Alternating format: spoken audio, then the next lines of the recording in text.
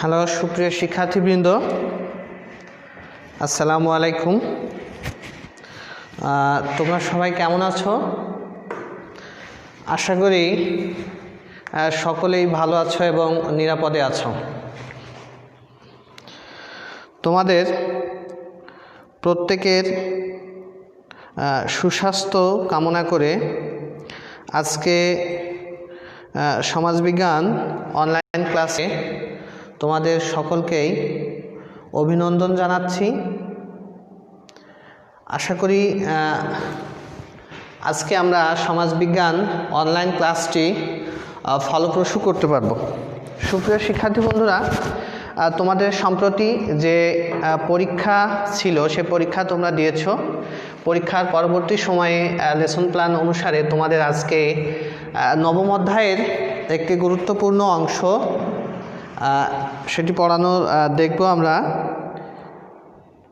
সেই অংশটি হচ্ছে যে বাংলাদেশের সামাজিক সমস্যা ও প্রতিকারের উপায় অধ্যায়টির আজকে আমরা দেখব বেকারত্ব সম্পর্কে আলোচনা করব। শিক্ষার্থীরা লাইভে তাহলে তোমরা যাদের এখন দেখতে পাচ্ছি তারা সকলে কেমন আছো? আশা করি সকলেই তোমরা ভালো আছো।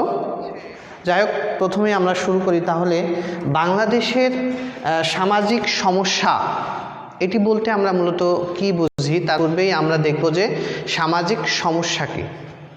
পৃথিবীর এমন কোনো সমাজ ব্যবস্থা নেই বা আছে যেখানে সামাজিক সমস্যা নেই।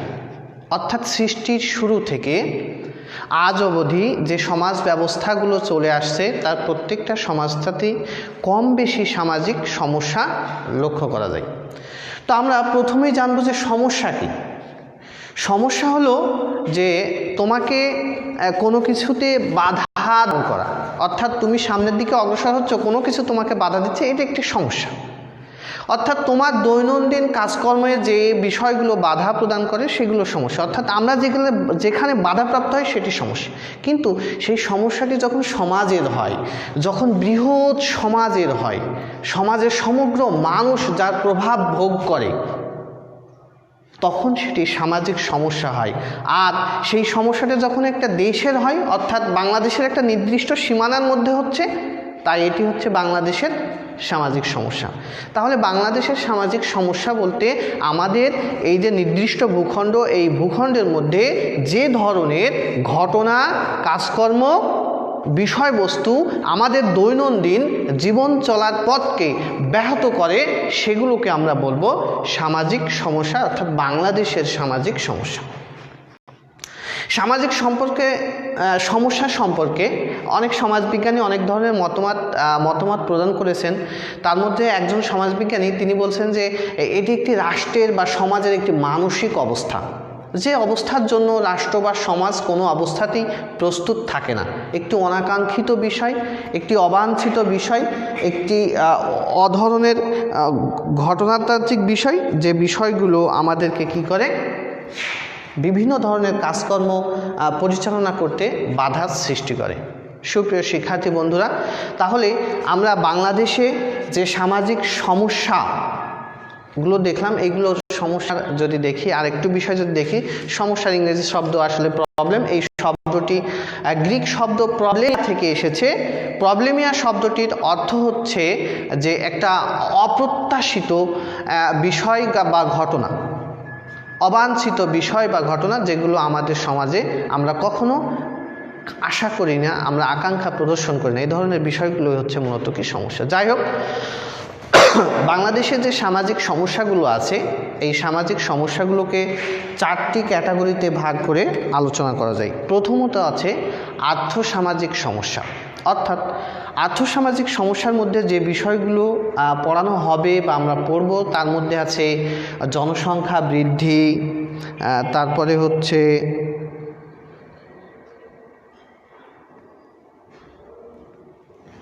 জনসংখ্যা বৃদ্ধি,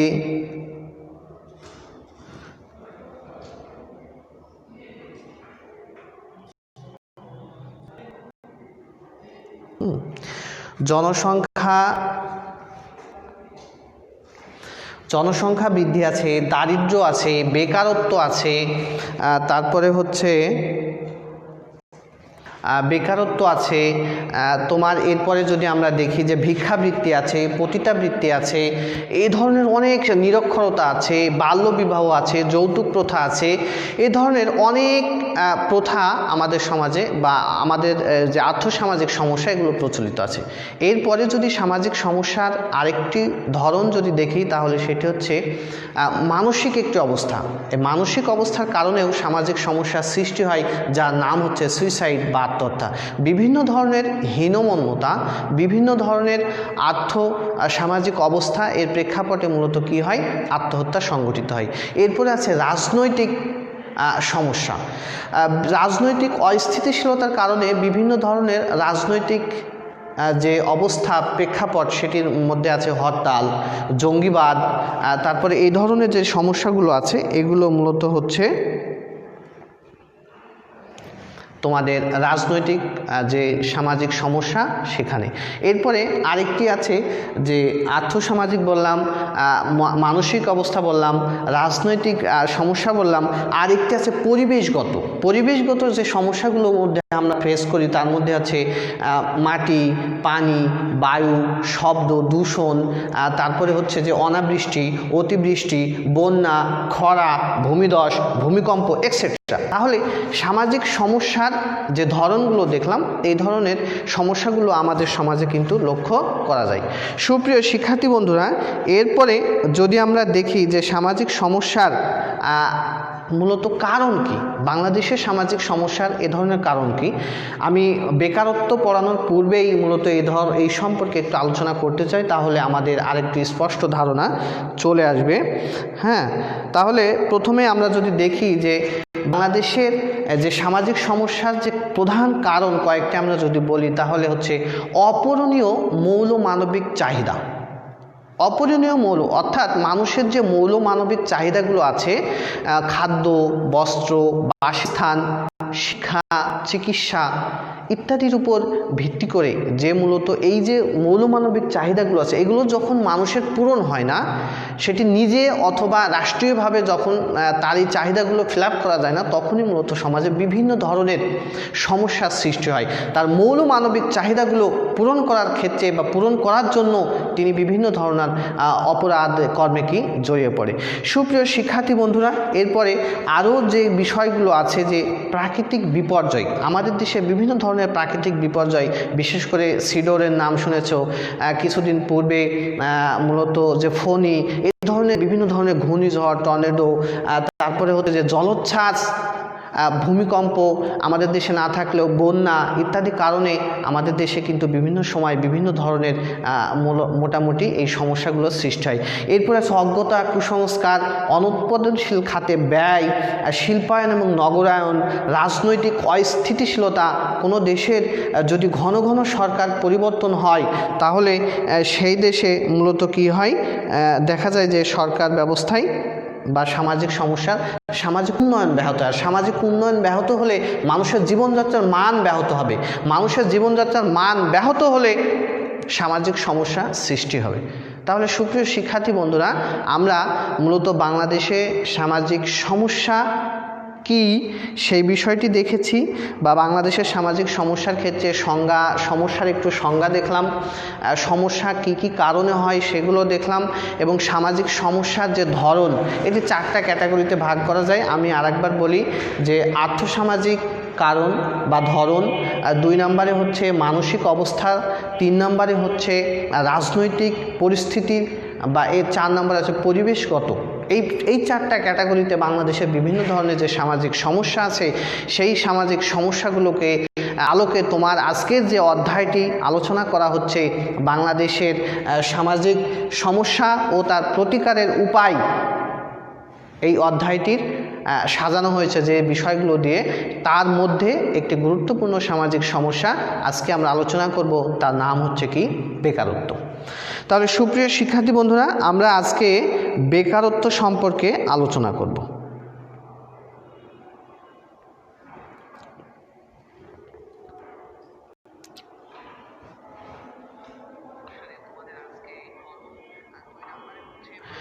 বেকারত্বের বিষয় যেটি আছে সেই বিষয়টা আমরা দেখার আজকে চেষ্টা করব। তাহলে বেকারত্ব কী?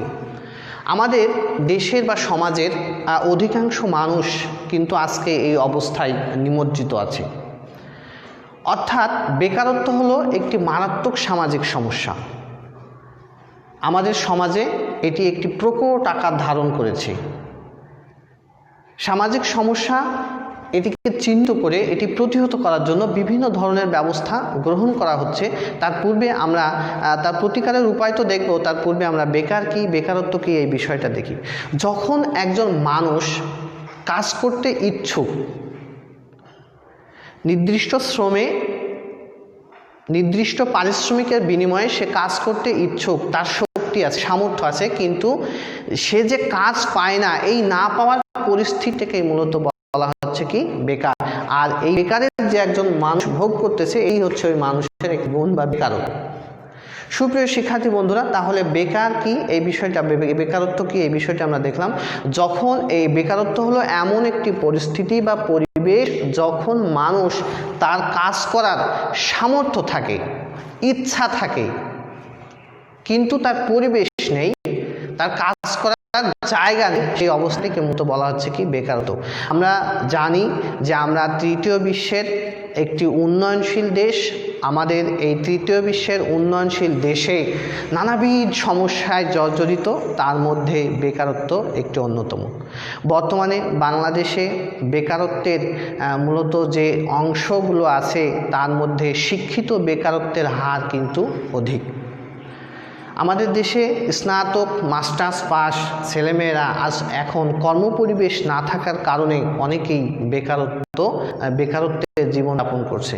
সুপ্রিয় শিক্ষার্থী বন্ধুরা, বেকারত্বের কারণ, প্রভাব এবং এর থেকে বেঁচে যাওয়ার উপায় বা এর থেকে পরিত্রাণ পাওয়ার উপায়গুলো জানার পূর্বেই আমরা বেকারত্বের ধরন সম্পর্কে আলোচনা করব। তার পূর্বে আমি আরেকটু বলি, বেকারত্ব হলো এমন একটি অবস্থা, এমন একটি পরিবেশ, এমন একটি পরিস্থিতি যখন একজন মানুষ তার নির্দিষ্ট পারিশ্রমিকের বিনিময়ে শ্রম দিতে চায়, তার ইচ্ছা আছে, সামর্থ্য আছে, কিন্তু কাজ করার পরিবেশ নাই, এমন একটি অবস্থাকে মূলত বলা হচ্ছে কি বেকারত্ব। তো সুপ্রিয় শিক্ষার্থী বন্ধুরা, বাংলাদেশে যে কয়েক ধরনের বেকারত্ব দেখা যায়, বেকারত্বের ধরন আছে, সেই ধরনগুলোর আমি যদি প্রথমেই বলি, মৌসুমি বেকারত্ব। মৌসুমি কথাটি আসলে ঋতুভিত্তিক বেকারত্ব। দেখো, আমাদের সমাজে যখন চিনি কলের কথা তুমি চিন্তা করো, যে চিনি কলগুলোতে যখন আখের পর্যাপ্ততা থাকে বা আখ উৎপাদন হয়, কৃষকরা আখ উৎপাদন করে, সেই চিনি উৎপাদন করার পরপরই কিন্তু বৃহৎ একটা সময় কিন্তু কি তারা বেকার থাকে। তাহলে নির্দিষ্ট একটা ঋতুর ভিত্তিতে বা ঋতুর বা মৌসুমি অবস্থার ভিত্তিতে ঋতু পরিবর্তনের সাথে সাথে সমাজে কিছু মানুষ বেকারত্ব জীবনযাপন করে। এই ধরনের বেকারত্বগুলোকে মূলত বলা হয় কি মৌসুমি বেকারত্ব। আমি এই ক্ষেত্রে যদি প্রশ্ন বলি যে রহিম দর্শনার কেরু অ্যান্ড কং, এই দর্শনার কেরু অ্যান্ড কং হচ্ছে চিনিকল, এখানে আখের পর্যাপ্ততা থাকে। তো দর্শনার কেরু অ্যান্ড কং এসে কি করে একজন কর্মরত শ্রমিক। তো বছরের নির্দিষ্ট সময় আখ যখন উৎপাদন হয় সেই সময়ে সে উক্ত কাজটি করলেও এখন আখ নেই, তাই কি সে বসে সময় কাটাচ্ছে। তাহলে রহিম বেকারত্বের কোন ধরনের আওতাভুক্ত? আমরা এই ক্ষেত্রে বলতে পারি যে সে মৌসুমি বেকারত্বের আওতাভুক্ত। এরপরে আছে প্রচ্ছন্ন বেকারত্ব। প্রচ্ছন্ন বেকারত্ব হচ্ছে ছায়া, অর্থাৎ একটা সমাজে, একটা পরিবারে দেখা গেল যে 10 জন মেম্বার আছে, 10 জন মেম্বার কৃষিকাজের জন্য যে ল্যান্ড আছে, যে জমি আছে, সেখানে দেখা যাচ্ছে যে 3, 4 জন 5 জন কাজ করলেই কিন্তু সেখানে কাজটি খুব সুন্দরভাবে হয়ে যায়। কিন্তু সেই জায়গায় দেখা যাচ্ছে যে 10 জনই মানুষ, ওই পরিবারের 8 জন মানুষ কি কর্মক্ষম। তাহলে 5 জনের জায়গায় 8 জন মানুষ ওই কাজটি করার কারণে খুব সহজে, খুব স্বাচ্ছন্দ্যে, খুব অল্প সময়ে কাজটি সম্পাদন হলো। তাহলে 5 জনের স্থলে যে অতিরিক্ত 3 জন যোগ হলো, এটাকে মূলত বলা হচ্ছে কি প্রচ্ছন্ন বেকারত্ব। এই ধরনের বেকারত্ব আমাদের সমাজে লক্ষ্য করা যায়। এরপর হচ্ছে আকস্মিক বেকারত্ব। হঠাৎ ভূমিধস, ভূমিকম্প, বন্যা, প্রাকৃতিক দুর্যোগ, বিভিন্ন কারণে মূলত মহামারী, বর্তমান সময়ে যে মহামারী, এই যে প্রাকৃতিক দুর্যোগ, করোনার প্রভাবে বিশ্বব্যাপী কিন্তু আকস্মিক অনেক মানুষ, বিশ্বের সাথে দেখা গেল আমাদের দেশেও কিন্তু অনেক মানুষ বেকারত্বের জীবনযাপন করতেছে। তাহলে এ ধরনের আকস্মিক কোনো বিষয় বেকারত্বের কিন্তু একটি অন্যতম কারণ।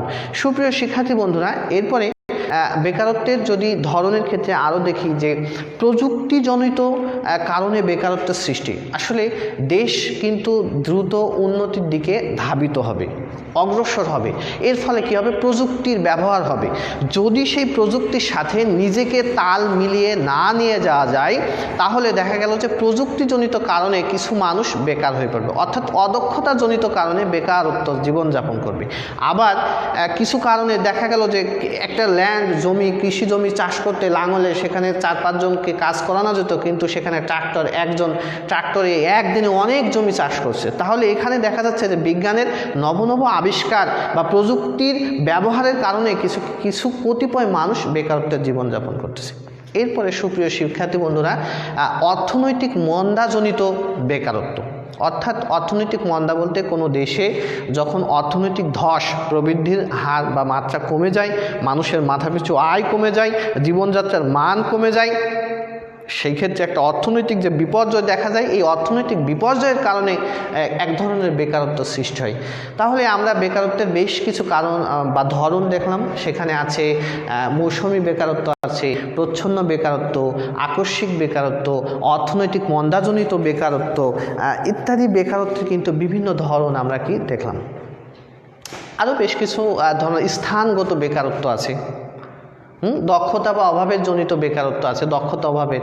তো এইভাবে বেকারত্বের বিভিন্ন ধরন লক্ষ্য করা যায়। সুপ্রিয় শিক্ষার্থী বন্ধুরা, আমরা এবার দেখব যে বাংলাদেশে এই বেকারত্বের মূল কারণ কি কি আছে, অর্থাৎ কি কি কারণে আমাদের দেশে বেকারত্বের এই যে অবস্থা।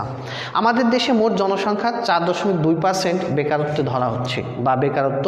তো এই যে বেকারত্বের জীবনযাপনে বেকারত্ব কি কি কারণে সৃষ্টি হচ্ছে, সেই কারণগুলো আমরা সংক্ষেপে একটু জানার চেষ্টা করি। সুপ্রিয় শিক্ষার্থী বন্ধুরা, বেকারত্বের কারণের যে অবস্থাটা আমরা দেখব এখানে মূলত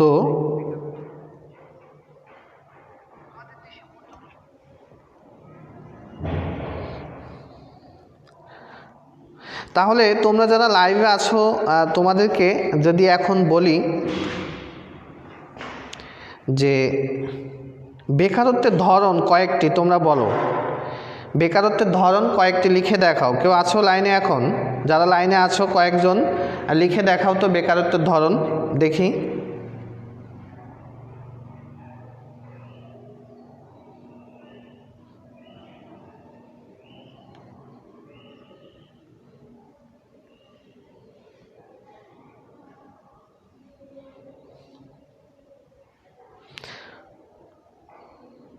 যাই হোক, অনেকেই নেটওয়ার্কের একটু সমস্যার কারণে বোর্ডের লেখাগুলো হয়তো বুঝতে একটু কষ্ট হচ্ছে, কিন্তু আমার সাবজেক্টে লেখার পরিমাণ কম, কথাগুলো স্পষ্ট শোনা যাচ্ছে কি?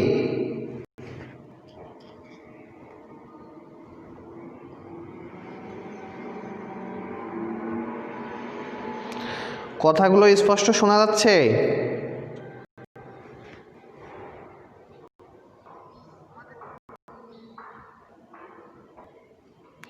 সুপ্রিয় শিক্ষার্থী বন্ধুরা, আমরা তাহলে এবার বেকারত্বের কিছু কারণ সম্পর্কে দেখি। যে অধিক জনসংখ্যা, একটি দেশের যে পরিমাণ আয়তন তার তুলনায় যদি অধিক জনসংখ্যা হয়, জনসংখ্যা স্ফীতি হয়, তাহলে অধিক জনসংখ্যার জন্য অধিক শিল্প কলকারখানা, অধিক মৌলমানবিক চাহিদা পূরণের একটা যে ব্যাপার, এই বিষয়গুলো কিন্তু চলে আসে। তো আমাদের দেশে এই অধিক জনসংখ্যার বা জনসংখ্যা স্ফীতি বেকারত্বের একটি অন্যতম কারণ হিসেবে বিবেচিত।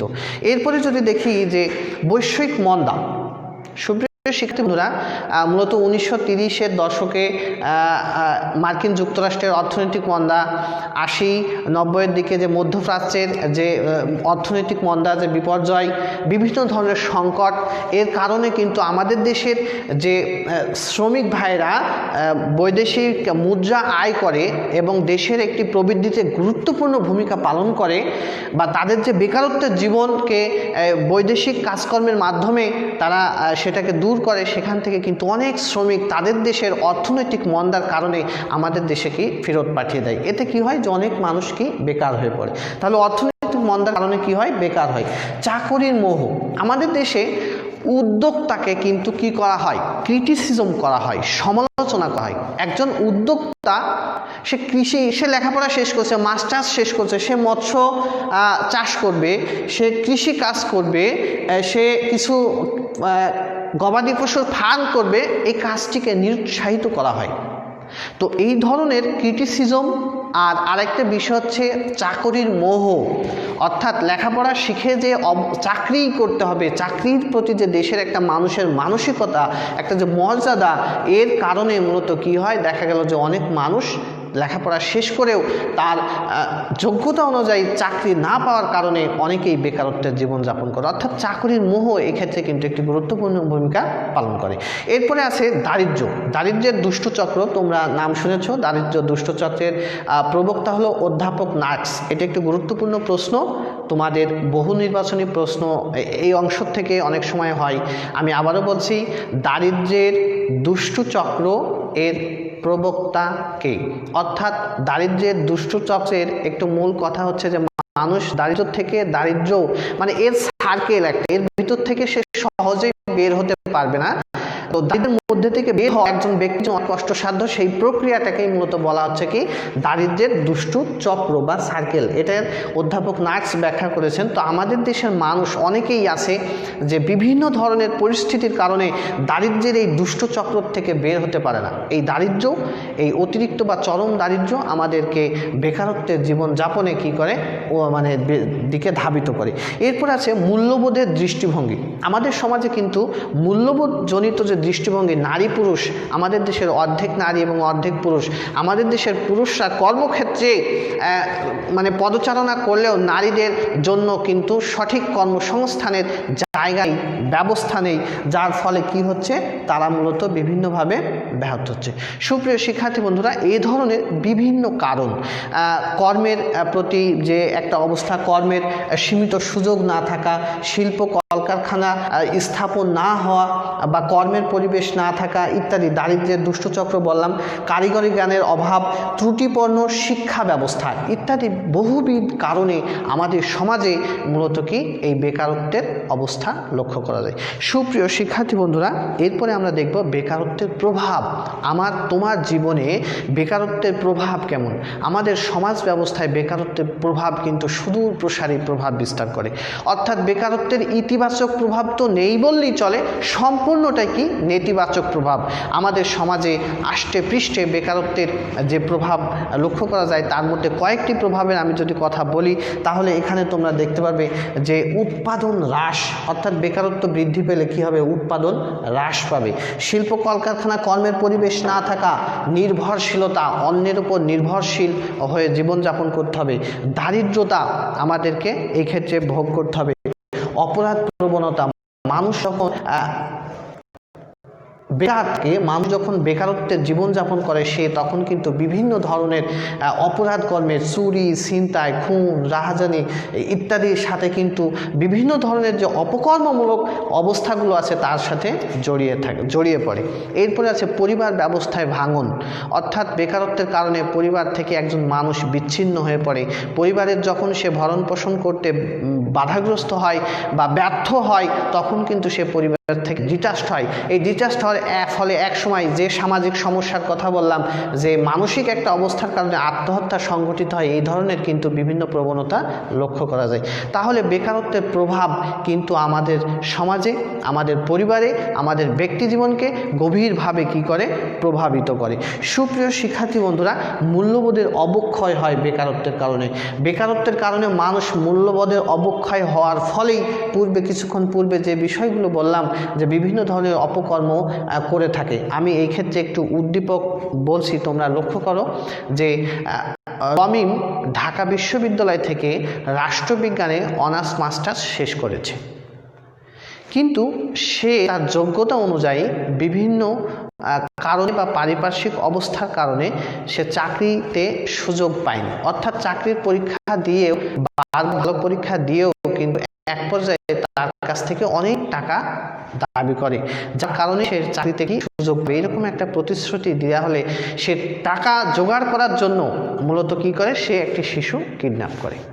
তাহলে রমিম কোন কারণে এই ধরনের অপকর্ম সংঘটিত করছে? তাহলে রমিম বেকারত্বের কারণে মূলত এই ধরনের যে একটা কিডন্যাপিংয়ের যে একটা অবস্থা, অপরাধ চক্রের সাথে যে অবস্থা, এটা কিন্তু জড়িয়ে আছে। বিভিন্ন ধরনের আসক্তি অর্থাৎ বেকারত্বের কারণে যখন মানুষ হীনমন্যতা, ফ্রাস্ট্রেশন, হতাশায় ভোগে, তখন কিন্তু সে বিভিন্ন ধরনের ড্রাগ অ্যাডিক্টেড অর্থাৎ বিভিন্ন ধরনের আসক্তিতে কি সে জড়িয়ে পড়ে। এজন্য এই ধরনের কাজগুলো যখন একজন ব্যক্তি বেকারত্বের কারণে করে থাকে, তখন কিন্তু তার সমগ্র প্রভাবটি আমার সমাজের উপর, তোমার সমাজের উপর, তোমার পরিবারের উপর কিন্তু কি প্রভাব বিস্তার করে। সুপ্রিয় শিক্ষার্থী বন্ধুরা, তাহলে বেকারত্বের কারণ, প্রভাব, এবার আমরা দেখি বেকারত্ব থেকে পরিত্রাণের উপায় কী, কীভাবে আমরা বেকারত্ব থেকে পরিত্রাণ পেতে পারি। এক্ষেত্রে মূলত আমাদের জাতীয় যে নীতি আছে, জাতীয় যে পরিকল্পনা বাস্তবায়ন কমিটি আছে বা সরকারি বেসরকারি বিভিন্নভাবে উদ্যোগ গ্রহণ করে মূলত এই বেকারত্ব থেকে দূরীকরণ করা যায়, বেকারত্বকে সমাজ থেকে দূরীকরণ করা যায়। যেমন শিল্প কারখানা বৃদ্ধি বা স্থাপন, বেসরকারিভাবে বা সরকারিভাবে অদক্ষ জনশক্তিকে দক্ষ জনশক্তিতে রূপান্তর করার জন্য বিভিন্ন ধরনের প্রশিক্ষণ প্রদান, তারপরে হচ্ছে যে এই ধরনের প্রশিক্ষণ প্রদানের মধ্যে নারী পুরুষ উভয়কেই প্রশিক্ষণ প্রদান করা যেতে পারে, তাহলেই সে বেকারত্বের যে অবস্থান থেকে সে মুক্তি পাবে। কর্মপরিবেশ সৃষ্টি করতে হবে, মানুষের মূল্যবোধের বা দৃষ্টিভঙ্গির পরিবর্তন করতে হবে, অর্থাৎ নারী পুরুষ এই ভেদাভেদ না রেখে, জেন্ডার বৈষম্য না রেখে প্রত্যেকের জন্য কর্মের পরিবেশ সৃষ্টি করতে হবে। আমাদের মানসিক অবস্থার পরিবর্তন ঘটাতে হবে, তাহলে মূলত কি হবে, বেকারত্ব থেকে দূরীকরণ সম্ভব হবে। অর্থাৎ যে কৃষি, আমাদের যে আর্থসামাজিক অবস্থা কৃষি ব্যবস্থার উপর দাঁড়িয়ে আছে, সেই কৃষি কাঠামোকে আরও উন্নত করতে হবে। কৃষি কাঠামোতে শিক্ষিত বা যারা বেকার আছে তাদেরকে কৃষিকাজ বা অন্য ধরনের মৎস্য চাষ, গবাদি পশুপালন, ফার্ম, বিভিন্ন ধরনের কাজকর্মে তাদেরকে উৎসাহ প্রদান করতে হবে। বৃক্ষরোপণ কর্মসূচির মাধ্যমে বা তাদেরকে বিভিন্ন ধরনের ফলজ বাগান বা সেই ক্ষেত্রে কিভাবে বেশি লাভবান হওয়া যায়, এই ধরনের বিভিন্ন ধরনের কর্মপরিবেশ তৈরি করার মাধ্যমেই মূলত আমরা কি করতে পারি, বেকারত্ব থেকে পরিত্রাণ পেতে পারি। সুপ্রিয় শিক্ষার্থী বন্ধুরা, তোমাদের প্রত্যেকের সুস্বাস্থ্য কামনা করে আমি আজকের মতো বিদায় নিচ্ছি।